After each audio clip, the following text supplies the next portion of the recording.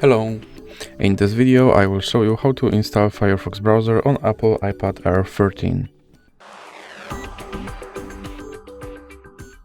So you have to start by opening your App Store, then click on search and type in Firefox.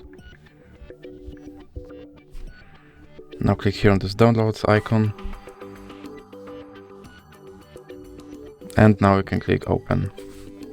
And here you can set this browser as a default browser, or you can click skip. Now you can sign in into your Firefox account, or you can click skip again. And here you can turn on notifications from this browser, or you can click skip.